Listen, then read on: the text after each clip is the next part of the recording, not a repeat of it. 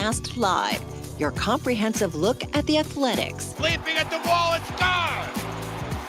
A towering drive into center field by Rooker. And 29 other MLB clubs. A judging blast. All rise. Here comes the judge. Swung on, hit high, hit deep to right, away back into the second deck. Bobby Witt Jr. becomes the first shortstop in Major League history to have two 30-30 seasons. Shohei Ohtani starts the 50-50 club. Join us as we take you inside the baseball universe, from humidors to walk-off dingers to Hall of Fame talk. We have you covered. Spend your afternoon with us, only on A's Cast Live. Here's Chris Townsend. Welcome to the Friday edition of A's Cast Live. We got a great show for you today. The skipper, Mark Kotsay, is going to stop by.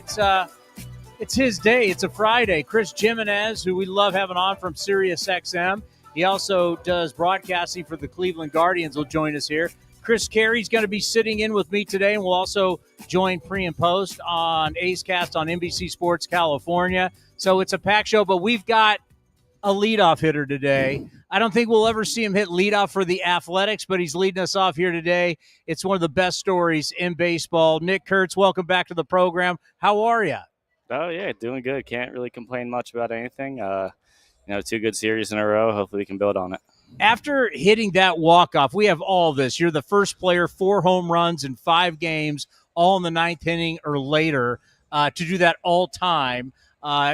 You're the first guy to hit 2 walk-offs in a series. We can go on and on and on, but that walk-off last night and the emotion that you showed, I know how much you care about winning, more importantly than your own stuff, but how do you go to sleep after the adrenaline rush on a play like that?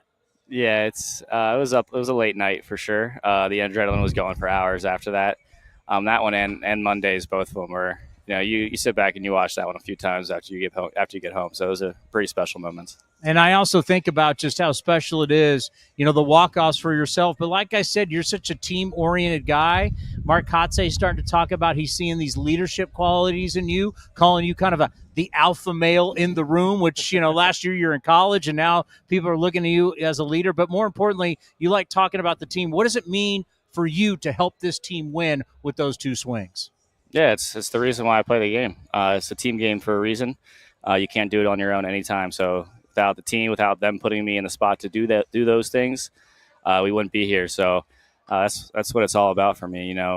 People talk about all the money, the contracts, all that stuff, but if you're a winning team, if you're going to make money. If you're winning, the team's going to stay together. No one's getting traded if you're winning. So I think it all revolves around that. Nick, I want to go off of what Towny said about being a leader. We see you go about your business day in and day out with this club. And, you're bursting onto the scene in a big way. You're a rookie, but yet you do have those the components of a player and a natural leader. Is it hard being able to assert yourself as a leader this early in your major league career? Is that something that you've always done? It's hard in certain circumstances, to be the vocal leader of it all being young. But I think there's I've had a lot of different leaders in my life who didn't say a whole lot, who kind of just, like he said, went about their business and kind of led with what they did every single day. And that's kind of what I've been trying to do because I'm a young guy. I'm new. I was on the IL.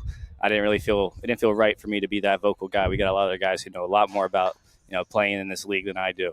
So I'm just trying to learn from them, go about my business as usual, and just hopefully, others gravitate towards that as well. Yeah, we saw in this clubhouse for years, Marcus Semien was that guy. He was such a hard worker that when he went out, everybody looked around and said, well, if he's going out, we got to go out, right? When you outwork everybody, it really shows. And speaking of the IL, Mark Kotsay, and you'll hear later on the Mark Kotsay show, he talks about how you were like, wait, well, as soon as this is over, I want to play. And it's like, whoa, slow down, big fella. We want to make sure that you're okay. Talk about those conversations where you're talking to the trainers, you're talking to the manager, you want to play. As soon as you're eligible to go, you want back out. Yeah, absolutely. It's a long season. It's a grind for sure. Then as soon as you have that 1 or 2 days off, I was ready to get back in there immediately. I just know that I can help the team win. That's kind of the thing that it revolves around, is that with me out there, me in the lineup, I know that gives us a good chance to win. So as soon as I get back out there, that's what I wanted to do. Nick, what has astounded me most is you had that little IL stint, and then coming off of the IL, the production did not slow down for you. In fact, it increased in such a big way. I mean, timely hits, some walk-offs this last series. Did it surprise you coming back from injury, the fact that you were just able to basically come back right where you left off before heading to the IL? Not so much. I feel like before I went on the IL, I was really, starting to figure it out a little bit. I was getting more and more comfortable every single day. So I kind of had the whole IL to kind of think about that. And, it made me very anxious and it made me excited. And, that's kind of what it's about. I mean, I've had injuries in the past where, the longer you're away from the game, the more excited you are to get back to it. And I wanted to show that right away. All right, you guys got this young crew thing going, right? So if you're – well, Max Muncy said you're like allowing T.J. McFarland in, who's 35 years old, which was pretty interesting. But when you start thinking about Lawrence Butler and Jacob Wilson and yourself and Muncy and Soderstrom, just talk about what you see in this young crew and the relationships that are developing. Yeah, we're kind of becoming a little bit of a family. It's a little small family, part of a bigger family. There's this immense amount of talent in that circle. And we know that we're going to be together for a long time, and we're going to be a building stone or a building block to what the A's are going to be in the future. So we know that, and we kind of want to be proud of what we do. Well, I remember asking Jacob Wilson this last year when he was in the same boat you are. Is it crazy to think you were in classes last year at Wake Forest? Yeah, absolutely. It's absolutely nuts. I still like those guys who graduate this year, like my best friends ever, and they're graduated like a week or so ago. So it's crazy that another life that could have been me. But yeah, it's absolutely insane. Do you have a favorite class that you took at Wake Forest and a least favorite class? Oof.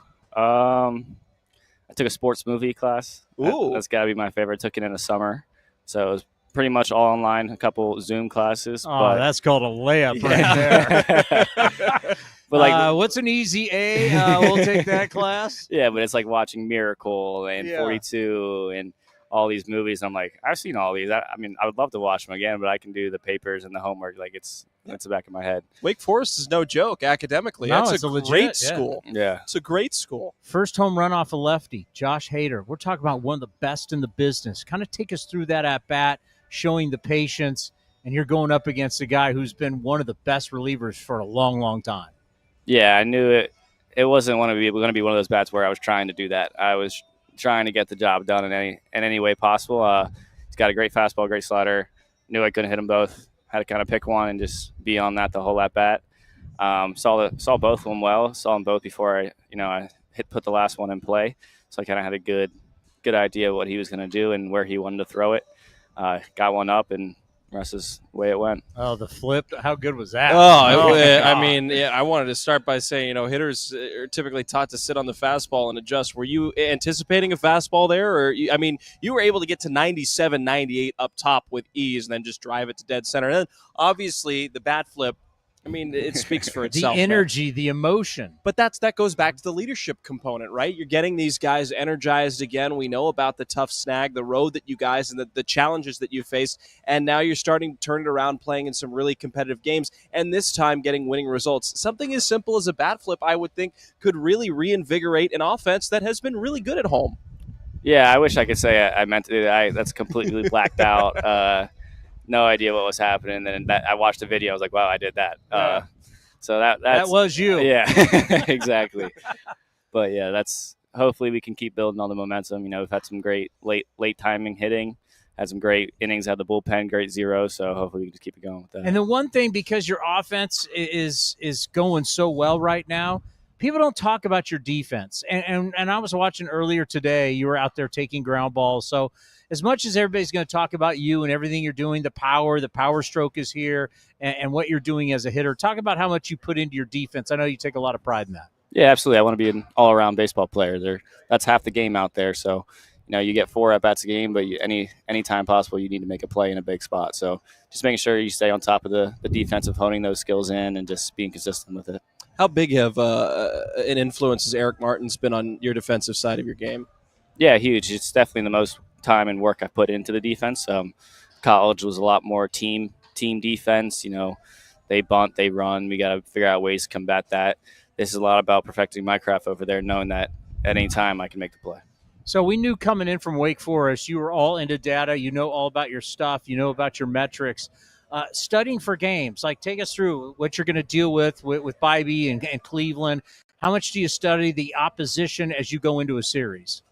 Yeah, I won't go into specifics with him before this game, but it's just watching video, looking at the pitch shapes, trying to know what it's going to look like before I get in there, and then knowing what every pitcher's got their pitch for the most part. The really good ones got a few, but a lot of them have one or two that they really love, and that I know that they're going to go to. And in a big spot, in a big leverage situation, they want to go to that. So knowing what that is, having a good idea what that is, and then just a lot of it's just approach based, like. He's going to go either away or he's going to go in. How can I stay in my approach while he does that? Nick, there's no speed like game speed, but I've always been fascinated by hitters before the game doing their pregame preparations in the cages, asking the hitting coaches questions about the usage, the percentage of always throws a cutter 60% of the time. How are you able to model that in the best way possible to set yourself up for success in a big league game? Obviously, when you're not facing the big league pitcher when you're in the cages. Yeah, like I said, it's just a lot just like watching the pitch shape and watching other hitters like me, because they might be 70% overall, but to big left-handed hitters, they might do a little bit more, do a little bit less of one pitch or another. So that goes into a little bit more than just the overall aspect of it all, and just coming up with a great plan before I even get in there. All right, let's end on this. You're starting to get used to the walk-off scenario. So Tony Kemp and I are interviewing you after the game, and it was after either the first or second question. You could tell you're kind of looking around. You knew it was coming. Yeah. But the ice. So what is it like when you're on live television, right? You're on, because we're also simulcasting, so it's also on the A's radio network and on A's Cast. But an ice bath is coming. And when it does fall on you, what is it like? Yeah, I kept looking over there, kept seeing them in the dugout. They were looking at me, and then I was answering questions, and I look over again, they're not there. So I'm like, all right, it's coming soon. So I prepared myself.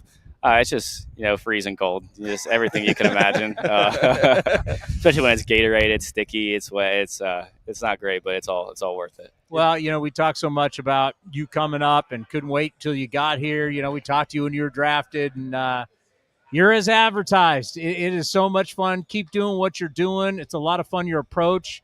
Like the grit, like the toughness, like the fact that you're bringing that in the clubhouse. Like, hey, it's about winning here. It's about winning, and that means a lot to you. And I can tell you, for a lot of us that have been around it for a long time, we respect that and need more of that. So keep doing what you're doing, and we'll keep having you on the show. Let's do this for a long, long time. Let's plan on it. Absolutely. Nick Kurtz right here on A's Cast Live.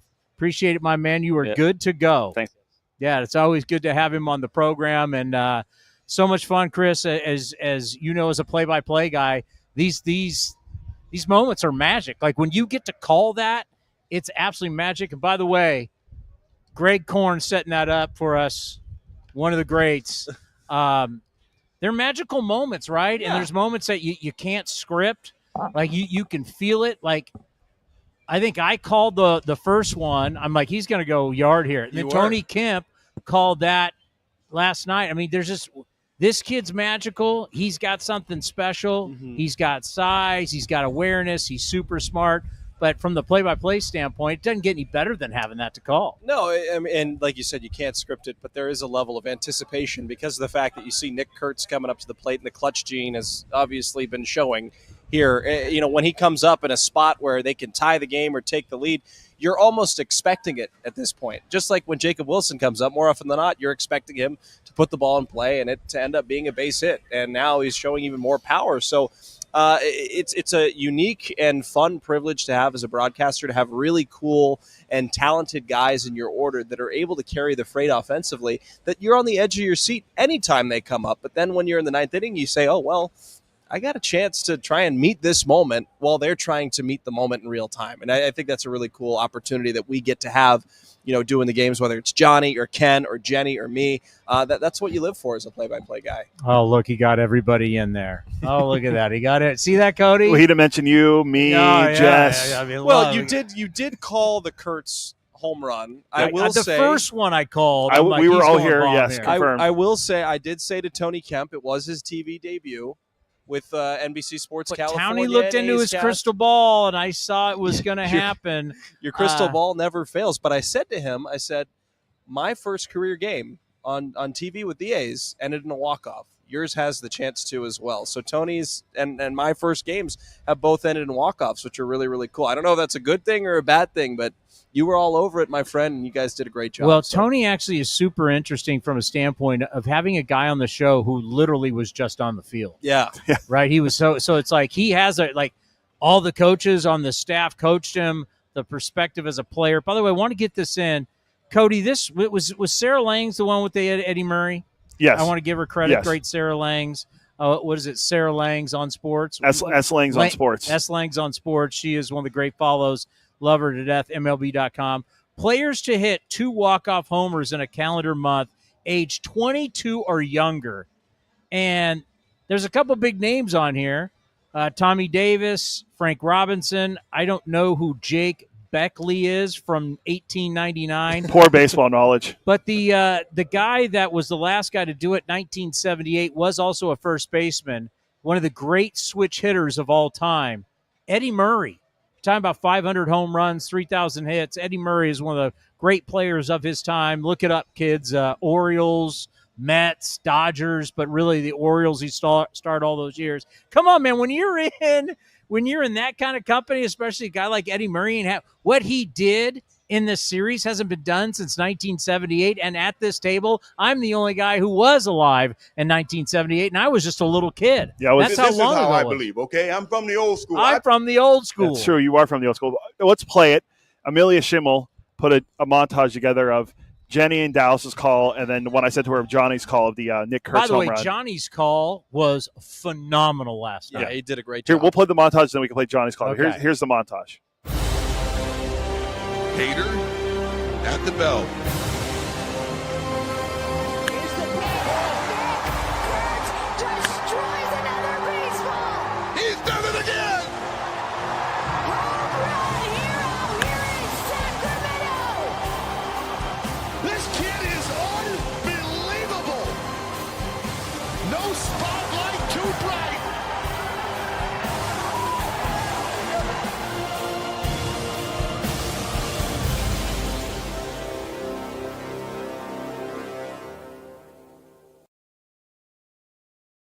Hader at the belt.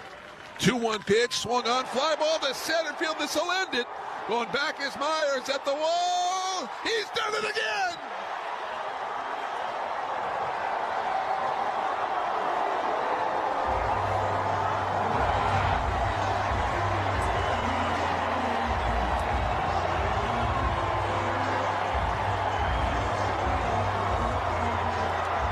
Nick Kurtz with another walk-off homer for the A's, and they win it 6-4.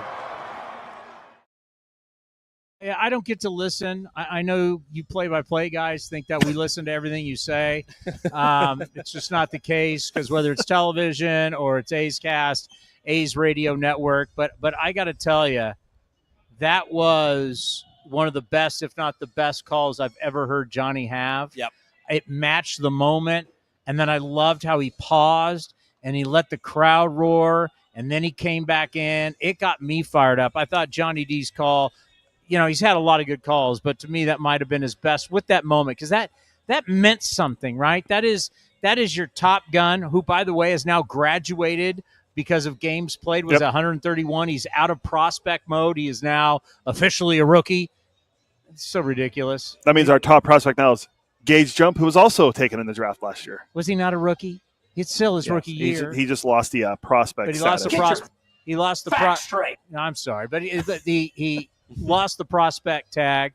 But I mean, it's signifying the growth of what's going on with the young players in a tough season. The bottom line, you're 31-46. That's not good.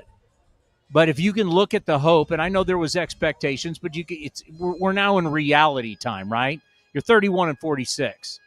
But to look at what these young players, as Jacob Wilson is battling Aaron Judge for the most hits, Jacob Wilson has the most votes to start at shortstop. We haven't had an A's voted in, an A's player to be voted into the All-Star game as shortstop since Bert Campaneris in 1975. That's only 50 years ago. I mean, you were alive. on. Once again, I'm the only guy who was alive at that time. This is how I believe, okay? I'm from the old school. I believe this. Delaire was alive too. I was a baby at that time. But I mean, and to watch what Lawrence Butler's doing, to watch Tyler Soderstrom, to think that, I can't remember who it was, Cody, but they're like, earlier this year, we should trade Tyler Soderstrom because, we need to something about Kurtz. And I remember looking at that person going, are you nuts? You don't trade. These guys are all going to grow together. We're starting to see Max Muncy get his opportunity at third base. Shea Langoliers is still young. We forget about Geloff. Geloff is going to come back as he continues. He's going to play a little longer in Vegas because it's going to be more like spring training. But the young talent that is here, it's really what you need to focus on. Once you lose 20 out of 21 and you lose 14 straight on the road, you got to get your perspective and you got to figure out, okay, what are we really looking at? What we're looking at is, Chris, the growth of the young players. And Nick Kurtz, we think, is probably the best player from the draft, and he's showing you right now he's going to have the ability to be a star. It's funny how we've kind of gone away from the big first baseman, and people don't care about it like they used to, but my God, this guy looks like he could be a star for years to come. So when you're coming out of Las Vegas Airport, where there's more billboards coming out of the Las Vegas Airport than anywhere, you could see a billboard of Jacob Wilson, you could see a billboard of Nick Kurtz, and you could see one of Lawrence Butler. I totally agree with you. And I was perusing through X or Twitter or whatever we'll call it, and I saw a guy who tweeted, "It's funny, the American League may have the two best rookies, and they may belong to the Athletics." Yeah. And Jacob Wilson and Nick Kurtz, and I couldn't agree more. It's surprising to me. I know with the injury and everything, Jacob Wilson has taken a convincing lead in the Rookie of the Year voting, I think, as the shortstop in the American League. But Nick Kurtz, I think, is starting to get that same kind of, hey, wait a minute, this guy is something special as well. Jacob Wilson, small market team, you start to get eyes on what he's been doing, and being able to make contact with a baseball at 92% of the time is remarkably impressive. But this guy has the chance to have 25 or 30 homers this year if he has a big month. And he missed the first 24 games of the season because he was down in the minor leagues. All right, it's not Hot Take Tuesday time. We'll save the hot, but could I do one on Friday, Commander? You have this information. Guys going 1 and 2 in the balloting. I don't know, because I know Cam Smith has jumped up. Yep. Right? He'll be up there. The Roman Empire in Boston it's right crumbling. now. Remember, Rome wasn't built in a day. So he's second, but maybe a good bet right now, because we know Jacob Wilson is the big-time favorite. If we were allowed to gamble, he's the big-time favorite. Well, Campbell got sent down too, so that guy's out. All of a sudden, why not throw a little scratch onto our man Nick Kurtz? Because 1 and 2 could be Jacob when it's all said and done. Because there's a long way to go. He keeps hitting bombs. He might even push Jacob Wilson for the Rookie of the Year. Neither one of us were alive when the last time this happened in the American League. Why are you aging him so much right now? Well, I'm just throwing it out there. There's a lot of stuff Nick Kurtz is doing. I still look better than they do, but go ahead. Last time it happened in the American – I'm 40. Thank you. Last time it happened was in 1984 when Alvin Davis and our friend Mark Langston did it for the Mariners. Of the Mariners? That's the last time it happened in the American League 1-2. Alvin Davis was a beast in the outfield, and you know our love for Mark. Mark Langston, the greatest San Jose State Spartan baseball player of all time. And as you know, you're familiar with the Braves. Spencer Strider and Michael Harris did it a couple years ago for the Braves. It was, that was the last time it happened. But in American League, it hasn't happened since 1984. I believe that. I don't know if I can name my top 3 right now or top 5 that'll finish in the Rookie of the Year voting. Long way to go. But the Martian, too, in New York. At least I think since he played us. He'll just give votes because he's in New York and he hits bombs. I liked Cam Smith. I liked what I saw from him this past series. He's got 5 those 2 home runs gives him 5. Yeah. Well, come on. Jacob Wilson is far and away, I think, the best rookie in baseball. I'm willing to say that. If he has well over 200 hits, and let's say, he could hit well over 350 and break Ichiro's record. Yep. But let's just say he hits over 330, has over 200 hits, starts the All-Star game. It's going to be hard to take that away from Jacob Wilson. Yeah, and what I love about Jacob Wilson and I love about the attention that he's getting is it's an element of the game that disappeared for a while. Guys hitting for well above average. Maybe the power profile wasn't there, but he still has 8 or 9 homers now.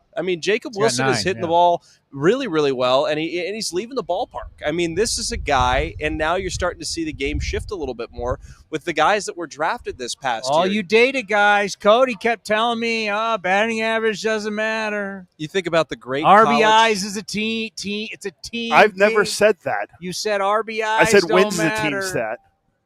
but these high contact guys are starting to make an appearance. I mean, we're going to see Stephen Kwan here. I love this me series. some Stephen Kwan. That's friend of the Bay program, Area. Stephen Kwan is Stephen great. Kwan. Arise, J.J. Weatherholt is a guy who can really make contact with the baseball. Travis Bazzana, who's their number one prospect. Well, he's who hurt now. Hasn't played much in the minor leagues, but they're expecting him to be a high contact guy, put the bat to the baseball. So maybe there's starting to be that shift in, wait a minute, we can still have a guy that has a 15 to 20 homer upside, but we're going to take the guy that we project to hit 310. Well, as you saw with Jacob going deep last night, remember every time about, he's just going to get a bunch of singles. He's got an OPS over 900. It means he's hitting home runs, he's hitting doubles. That's the thing. I mean, as great as Luis Arise is with bat-to-ball skills, he doesn't hit a lot of extra base hits or hit home runs. Stephen Kwan has gotten better with his power also, like Jacob Wilson. So Arise is his own deal. Jacob Wilson hits far more extra base. So Jacob's at what, nine jacks, like 16 doubles? Yeah, and he has You don't have a 900 OPS unless you're getting extra base hits. Luis Arise is hitting 282 this year. He has 78 hits. And he has, extra base hits. He has 3 homers, 16 doubles, and his OPS is 714. A 714 OPS. All right, coming up next, you know what? You know he really should be wearing an A's polo because he grew up an A's fan. Am I right? I mean, that's the pride of the South Bay. That is a pride of the South Bay. We got South Bay love. We got a bunch of, for everybody in Sacramento, the South Bay is San Jose and below Santa Clara County, right? So we're well represented on this set right now. We are Santa Clara County. We are South Bay guys. We're talking South Bay with the great Chris Gimenez. Sirius XM, you hear him all the time. Channel 89, but he also does work as a broadcaster for Cleveland. He grew up an A's fan. He joins us next right here on A's Cast Live.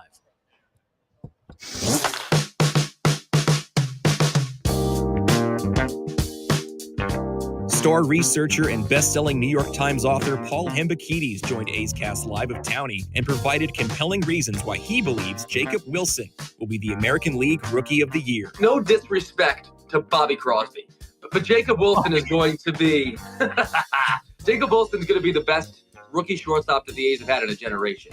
The reason I'm so confident in the skill set is because it's highly transferable. I have seen him absolutely mash at every level. And the fact that he can, at least for the sample size that we do have in college, plus a short stint in the minor leagues, to be totally honest with you, is highly transferable because it's consistent barrel contact. It's consistent bat to ball. It's like a 60 hit tool on the 20 to 80 scale. And the scouts are telling me that he can fake it to average in the power department potentially right away. And by the way, I see a lot of juice in that barrel, like at least 50 juice in that barrel. And maybe it will play right away. We know he's got the baseball bloodlines. Again, I think he can play shortstop representatively.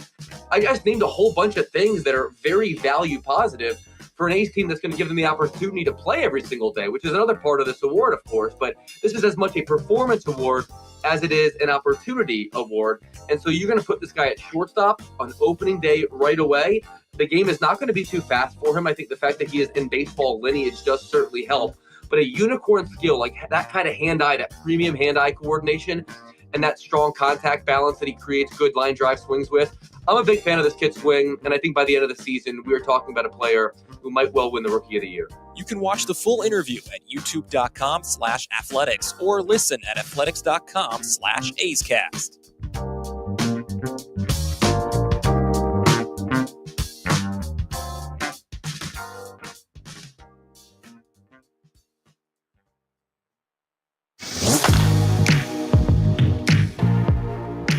A's legend and Mets hitting coach Eric Chavez joined Chris Townsend on A's Cast Live to discuss his Athletics Hall of Fame induction. Yeah, it's weird. Actually, this is the first time I've heard it said in a while. So, yeah, it's great honor. Obviously, the history with this organization, all the great people that are in the Hall of Fame, players and staff members. Definitely a big honor for me. You know, I didn't make all-star teams or anything like that. So, to kind of have that. You won a few gold gloves. You're pretty out. A couple awards. But, yeah, it's I love this organization. Obviously, started my career here, drafted, and met a lot of good people along the way. You can watch the full interview at youtube.com/athletics or listen at athletics.com/A'sCast.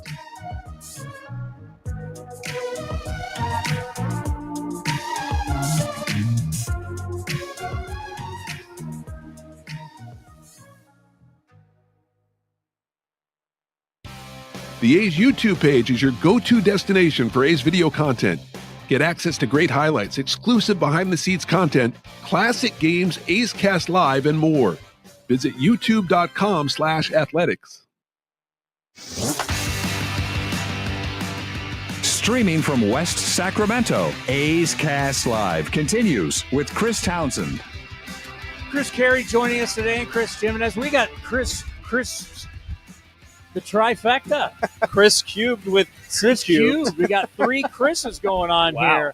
That has never happened before on A's Cast Live. Well, we always appreciate having you on. Going to be doing TV today with the Guardians. How are you? I'm doing great, man. Thank you guys for having me on. This is a cool little setup here. I haven't been back to this ballpark in quite some time, but they've done a great job here, truthfully. Oh, no doubt. I mean, compared to what the ballpark used to. I mean, when it first opened up, it was state of the art. Oh, for sure. And then now what they've done to it to kind of make it try to be as big league as possible. It's going to be a fun series. When did you play here? So I was here in 2018 for one series. It was actually on Father's Day, believe it or not. And this is the cool thing, and this is why this stadium will always have kind of a piece of my heart. It was Father's Day. They let my son throw out the first pitch to me, the opposing team. I thought that was awesome. so cool. I was like, man, this is like the greatest place ever. Yeah, so you're there. awesome. Yeah. So when you heard, we're going to Sacramento. I loved it. I was like, sweet. Well, plus, you still live in Reno. Exactly. So it's an hour and a half drive, even though I'm staying here this trip. But yeah. So everybody needs to know that, and we always, how many of all the guys on Sirius XM Channel 89, the baseball channel, that we bring on here. So before we talk about Cleveland, it's a great gig. We love it.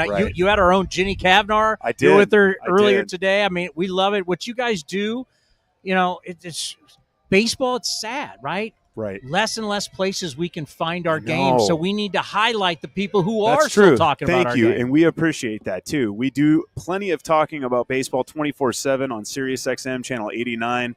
It happens to be MLB Network Radio. I say that because it makes me sound cooler. But, yeah, it's a blast. We have so much fun on that channel. They let us have a ton of autonomy, and we can kind of just take things. And obviously we have subjects that we talk about.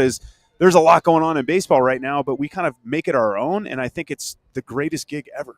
So it's the reason why I still pay for it, because you can get it. You can get it on the app, That's right? true. So I You can listen can. anywhere. So my Yes. 2 favorite channels are right next to each other: NFL I do the and same MLB thing. 88 and 89. Yeah. So if you want great baseball talk, and they cover, if you like basketball, Yeah, they there's got all everything on kinds there. of stuff on You can go all the music. So I recommend highly promoting Sirius XM. It's absolutely fabulous. Before we get into A's Guardians, I absolutely love what happened in L.A. with the Padres and the Dodgers. I miss that. We grew up with that. You're exactly right. We grew up because Tony La Russa. We know him well. They hate each other. Yes. I'm so tired of everybody kissy and hugging out here. Those 2 teams hate each other. So when they get together, it really means It something. definitely does, yes. And I think, too, it's really adding to what is becoming a rivalry. I know in the Padres' eyes, it's a rivalry. The Dodgers are still their big brother, so to speak.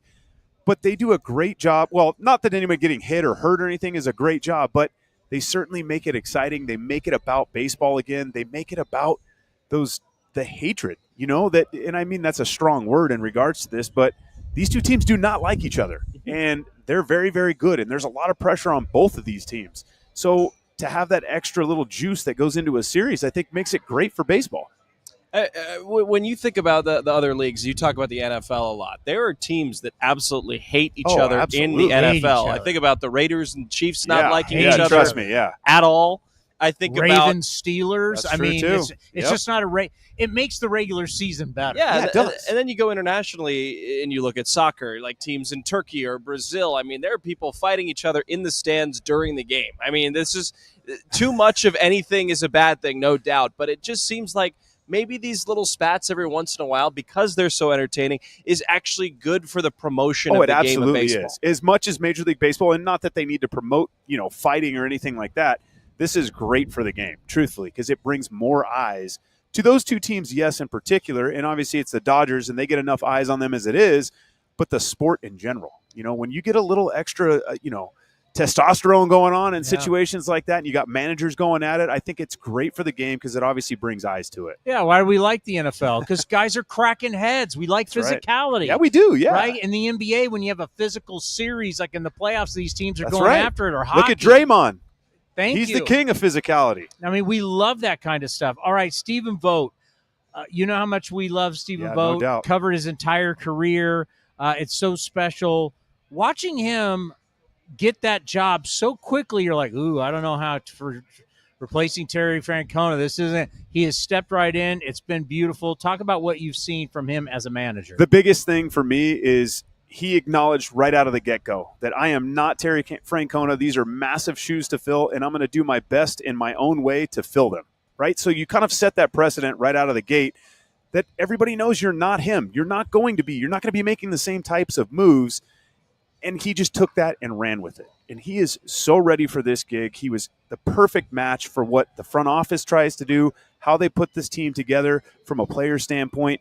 He's been perfect in every way. Obviously, manager of the year last year, we had an incredible run all the way to the ALCS where we kind of ran out of gas. But this team is building for the future. They constantly are. Our two teams are not that dissimilar, from a payroll standpoint and from the types of talent that you have on the field.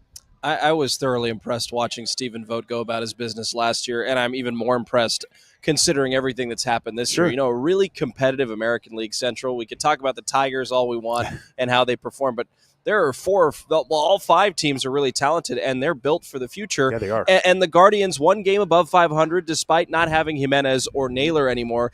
They're really coming together, it seems, and these are the tests I would think for a young manager. When you're starting to check the boxes, you're now saying, okay, last year wasn't a fluke. He's putting yet another great season together. Yeah, absolutely. You could make an argument that this year has been, I know record-wise it's not the same as it was last year, but this has been his better year as a manager because he's had to learn how to do more and deal with less.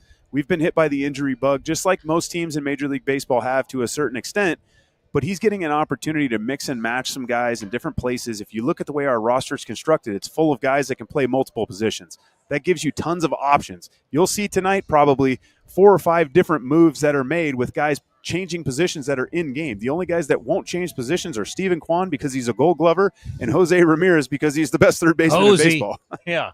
That guy's going to have a plaque in Cooperstown. Yes, he will. Coming up after this is the Mark Kotsay show. I talk about it with Mark Kotsay, and we both talk about if you walk down the street and look at him, you wouldn't think that's one of the best baseball players, but switch hitter. The way he plays, and he's always, he steals bags, he takes bases. You wouldn't, when you look at him, you don't think this guy can run. Very unassuming. He is going to get a plaque in Cooperstown. He's been absolutely fantastic. But I want to take that C off, and I want to put an A on your chest, and I want you to think about going into that clubhouse. Yeah. You got all these young players who are really starting to blossom, a lot of first-round draft picks, but they just went through losing 20 of 21, 14 straight on the road. If you went into that A's clubhouse and wanted to talk to the young players about, what you need to do to keep it going for yourselves and growing together and growing this young crew together despite the losing, what advice would you give them? You have to try to stay positive. That's the biggest thing, right? Going about your work on a daily basis, understanding that there are significant highs and lows throughout the season, especially for such a young team like you guys currently have. I was looking up and down the roster. You've got a couple of old guys. You got Jeffrey Springs, who's had a few years. You got Gio Urshela, who's got almost 10 years. And then there's somebody else that's got 8 or 9 years, and the rest of it is either 0 or less than 1. Yeah, McFarland, exactly. Severino. That's right. Yeah. It was TJ McFarland, who used to be a Cleveland farmhand. We played together in the minor leagues a long time ago. Yeah, a long time ago. TJ might be 35 years old, but he's found a way to infiltrate the young core. They call themselves the crew, and they're like, we'll bring you in, old man. That's okay, though. That's okay. You have to have little clicks like that, so to speak. But keeping that positivity, keeping your work as clean and crisp as it could be on the field are what really keep those highs and lows, and they start to steady out ever so bit. Yeah, I can't agree with you more, and I think the positivity is certainly there. But you make a great point about a year or less of service time. It seems like in our game, guys are starting to get to the big leagues at a faster rate, and right now the A's are kind of. I don't want to say patient zero because it's been happening for a long time, but is that a strategy that you think that more and more major league teams are going to start employing? 100%. Yes, you're seeing it already. I think teams are trying to take advantage, especially on the pitching side of things, right? I'm a big believer in there's only so many bullets in the chamber, and if you waste a lot of those bullets in the minor leagues learning stuff, I understand there's a point where it's too quick and maybe too late, but I think you're seeing teams bring these guys up. They're trying to get the most out of them at their most cost-effective years, and especially with an organization like the A's, in the sense that they haven't divvied out a ton of big contracts. The biggest contract they ever handed out was last offseason to Luis Severino, and that's great that they're starting to do that because you have to supplement. But I really think you're going to see teams really take advantage of these guys at a young age. And I would think with the contracts or the signing bonuses that are happening out of the draft, because the A's they are going up. That's a great point. And you're giving a guy $5, $6, $7, $8 million. I would assume if you're going to give him that much money, get him on the big league team now. Yeah, absolutely. That's a great point. When I was drafted, I think the number one pick was Justin Verlander, and he got like $1.8 million. Now that's like the 64th pick in the third round's getting that much money. But I agree with you. I think if you're paying these guys that much money, you might as well get the most out of them you possibly can. Yeah, your return, the old ROI, return on investment, and they've shrunk how many teams. Right. As you mentioned, I mean, I used to hear it all the time. He's got to have 1,500 at-bats, and he's got to have 500. That was oh, my God. a long time ago, but I think so many organizations are okay with developing at the big league level. I mean, we talk about it. Vody talks about it all the time. Our pitching staff, we don't have a guy over 3 years of service time in our starting rotation. So very, very young in regards to experience level at this level. So you're continually learning how to develop these guys at the big league level while trying to compete for championships and World Series. And it makes it fun and exciting, but it's also a daunting task. Well, every generation, it's so different now because going back to, I'm a dinosaur, right? So back when I was growing up, we played football, basketball, baseball, right? So Same by the with time, me. so we played all these different sports. So by the time I played at San Jose State, I'd played a lot, but nothing compared to what these kids, even for you playing at Reno. You're exactly right. These kids now with all the travel ball, Everything's our specialized. boss, he's every single weekend because his son play. He's in Modesto, then he's in Santa Cruz, and then he's all over California. I hear you. These kids play year-round at a high level year-round, so it's almost like it's tough to say, but it may be they're just better equipped now They than ever absolutely before. are. Yes, you are 100% right in the regards to like better equipped from a baseball acumen standpoint, but also a training standpoint. Yeah, right. These guys at a young age in high school now, they're training full bore. I see it in Nevada all the time. These guys are in and out of our baseball facility, the Northern Nevada Baseball Club, constantly training. And you can just tell that when I was a kid, if we had a place like that to go, we would have definitely utilized it. But these guys are utilizing the opportunities that they have. And You didn't have that in Gilroy. Heck no. I used to throw a ball off the curb, man. Like that was my. We played My dad strikeout. You stopped put the playing catch strike with zone me. in on your garage. On your garage on tape, and then we used to put stuffed socks and wiffle balls. That was and, our like, let it travel rip. ball, but it was in the neighborhood. That's exactly right. We didn't have to travel that far. It's great. Yeah, these young guys that you talk about too, like every generation seems to get just a little bit, I don't know if it's better or smarter or more refined. Sure. But we're seeing that even in the Guardian system right now. You have your veterans. You have Yeah, guys for sure, like for Jose sure. Ramirez who are going to be staples, and he's going to have his plaque in Cooperstown, like you said. Yeah. But there are guys like Travis Bazzana and Chase DeLauder waiting in the wings for a team that, has been pretty cost-effective. They don't have to spend a lot of money to put a good team on the field. It's kind of scary to think that there's more in the chamber coming for Cleveland. Yeah, the player development system that Cleveland has come up with the last, even since I was drafted, it was always known as we were a player development type organization because they can't afford to go spend at the upper level with some of these other teams like we see the Dodgers. Nobody can, right? The Dodgers are one of one in that regard. But the rest of the league, which is closer to where we're both at, right, you have to develop and be really, really good at finding those in between the margins types players, getting really smart. The Steven Kwans, Jose Ramirez is an international sign, but you have to have that a presence overseas, internationally. You have to be able to develop these guys from the very beginning because you can't spend that type of money. And I think both of our organizations do a really good job of that. All right, let's end on this. There's one thing I know about people who grow up in Gilroy. They're garlic snobs. Amen. They think they know more. It's like if you grow up in Watsonville, you're an artichoke That's true. snob.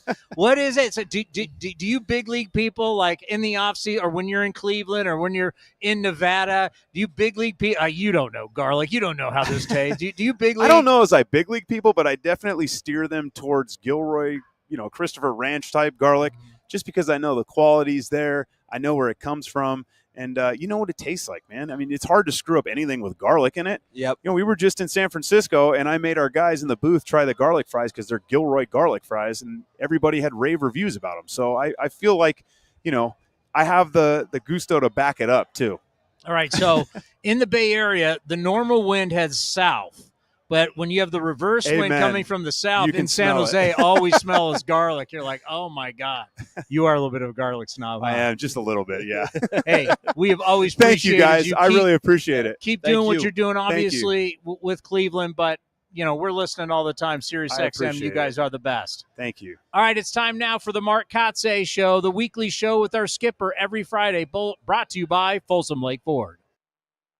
For the Mark Kotsay Show, brought to you by Folsom Lake Ford, and starting this show out, I think we got some good stuff to talk about, especially that guy that you're now calling he's an alpha male, Nick Kurtz. I mean, my God, what this kid is starting to do right in front of your eyes.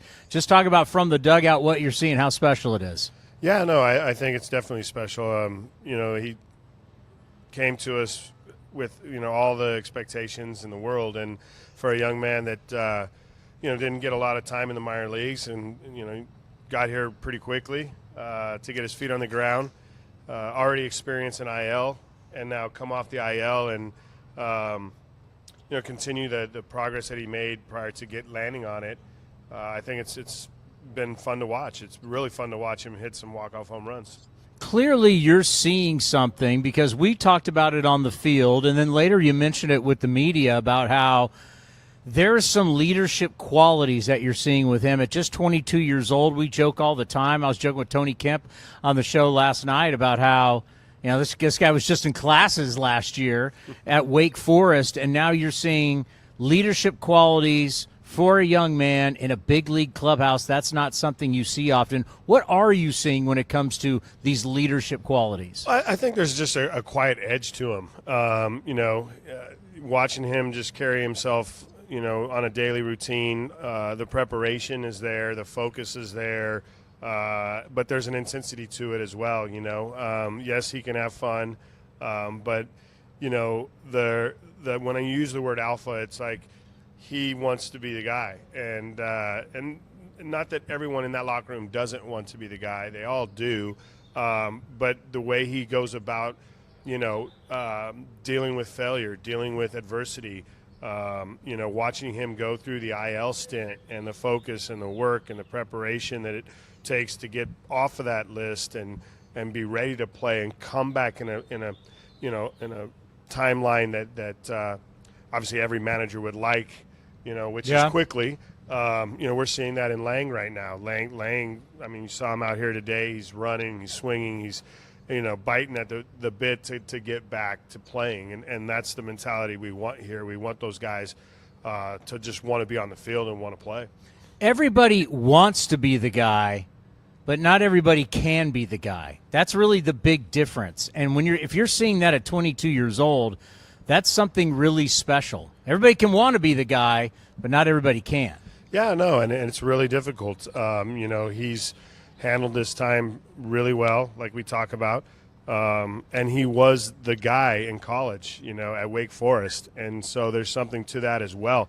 When you are at a university, at a baseball school that has had success, that there's high-level pressure to win, which there has been through Nick's career, and he's hit in the middle of the order there. He's faced those challenges and he's faced some adversity. So it's not surprising that he is having the success he's having right now. I think it's obviously great that it's come in some bunches, but we still got a long season to go, and the mindset should be, I want to continue to finish this season and run through it, and become, at the end of the year, look back and say, hey, it was a big part of that success, and I want to continue it forward. It's so funny. Everything you just said, I'm thinking, let's see, guy in college, successful program. He's got a lot of bravado to him, wants to be the guy. You're talking about Matt Chapman, right? Who am I thinking about? Matt Chapman, I'm thinking about this guy right here because I got to see it back in the day. Do you see some of yourself in him? Oh, no, not at all, because he's way better than I was. So. Maybe just not from a skill set point, but from a mentality. Yeah, I think there's the mentality there for sure. And I mentioned it, Matt Chapman last night. Yeah. Matt because he Olson, was that way. Yeah, Matt Olson never came off the field. Like these two guys, kind of set the standard. When I got here in 16, when they came up and Matt was up in 16. Well, Olson was up in 16. Chapman, I think, was 17, maybe the end of 16. No, 17. 17, right? So those two kind of set that tone. But Marcus Simeon really led the culture in terms of the work. But those two kind of set the tone of like, hey, we're guys. Like, we're ready to go, And I think you see a little bit of that from Nick. All right, let's talk about some pitching because two guys just have been fantastic for you. Well, let's start with Jacob Lopez. His last 3 starts, it's a 1.06 ERA.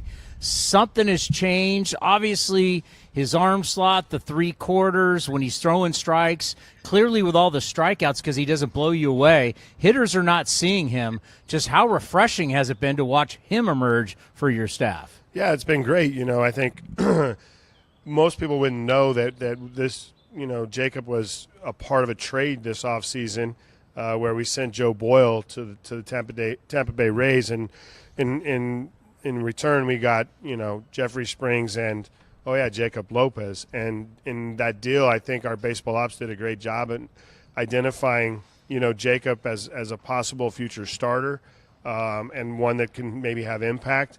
We've seen him grow now. We've seen him accept some challenges as to what we put forward for him to what we felt improve as a starter, and he's kind of just taken those challenges and crushed it, really. I mean, with the 3-ball counts, pounding the zone, getting ahead of hitters, dominating some 1-1 counts, and that leads to strikeouts, and that's what we're seeing right now. And then, we just had Mitch Spence on, and I said, we can look at all the data, but you just look different. As a starter this year compared to last year, I think he got 24 starts last year. It was in the 20s, I think 24. But this year he just looks different. There's a confidence. There's a sharpness to all of his breaking stuff. We call him the spin doctor because he's spinning everything. And now that he's got that 2-seamer to throw into right-handers and away from left-handers, but he's having a lot of success. Talk about what you've seen with Mitch Spence. Yeah, that 2-seamer got us a warning, didn't it? That was ridiculous. It wasn't even close. It was ridiculous. We've seen some warnings in baseball. Your guy Dave Roberts over the last couple days. Your guy Dave Roberts, your buddy. I can't remember looking the to last throw down time yesterday. We've seen some scuffles in baseball, though. Like, baseball is played very kindly now, it seems. But over the last couple of days, we've had a couple pitches that have created some. They're killing the inner part of the plate. They are. Joel Sherman, he talked about on MLB Network, like Roger Clemens always pitched inside, whether he was going to hit you, whether it was intentional or not intentional, but he was coming inside, right? And I think about that pitch that wasn't even close. I know Altuve hit the home run before, but that wasn't even close. It was a 2-seamer, like you said. The greatest thing that Mitch Spence is doing now is throwing that 2-seamer. The 2-seamer will open up the plate, like you said, and it has. And that's that. Then that cutter becomes more effective, outer third. It doesn't have to be perfect because hitters have to respect the sinker in, and I think that's the biggest adjustment for Mitch, and you're seeing that confidence now, come about for him with that pitch, and that's leading to some good starts. Let's look at the bullpen because bullpen success, it looks like there's a difference when you start taking former starters, put them in the bullpen. I love this idea. See if you can get 5 or 6. And then you have a former starter come in, see if he can get you the ball to Mason Miller. We've seen it with JT Gann. Is that kind of more of a strategy than let's have 4 or 5 guys all throw 1 inning? Maybe start getting bullpen guys to give you multiple innings. Well, when you have 1-inning guys that are in that role, then you look for the success that they can have, right? And the strikeouts that can add up to getting the ball to Mason. Obviously, we went through a stretch where we had a really challenging time in getting Mason the ball with guys that were pitching in those type of roles. So we made some adjustments, and putting JT Gann in the bullpen was the start of that adjustment. I think you see Sean Newcomb down there as well, who's had some success in it. You may see more starters going down there because I think there's something to a starter his ability to throw strikes. For JT, comes in, he pounds the zone, gets the ball on the ground, and his velo ticks up. Last night his slider was 87, 88. When he was starting, the slider was 83, 84. So there's a higher level of effort that can be, from pitch one, because he knows he doesn't have to throw 5 or 6 innings, and I think that can lead to success. Well, when you think about the A's family tree and guys who grew up in this organization, been a big part of this organization, we just talked to Wash, who's running the Angels. Now Stephen Vogt comes in.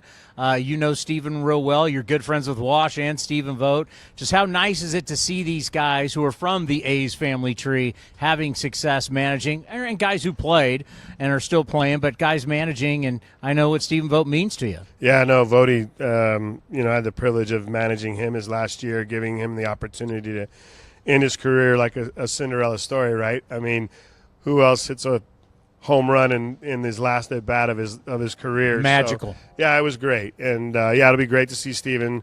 He's got a good ball club over there. These Indians play the game the right way. They've got a great leader in Jose Ramirez, who sets the tone for them. That is a manager's dream, right? I mean, this guy can do everything on a baseball field, and he'll give you every ounce of energy, 100% effort level.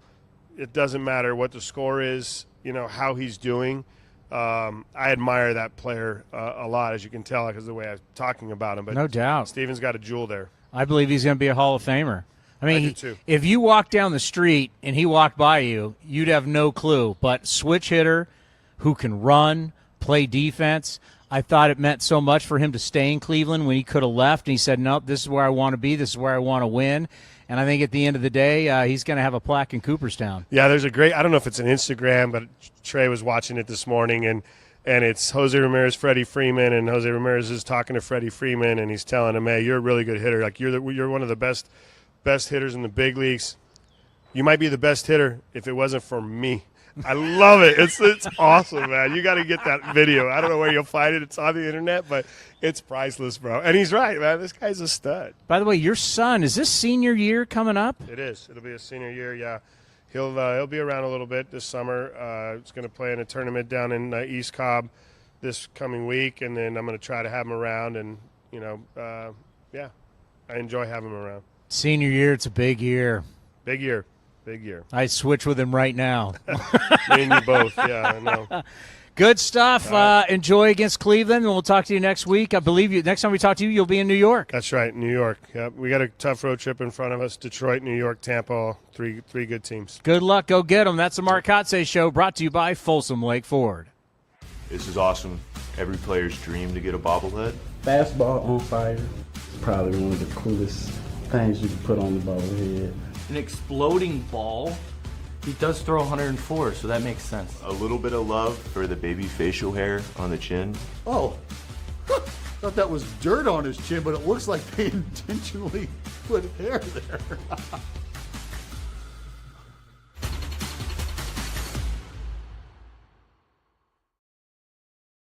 This has been a presentation of The Athletics.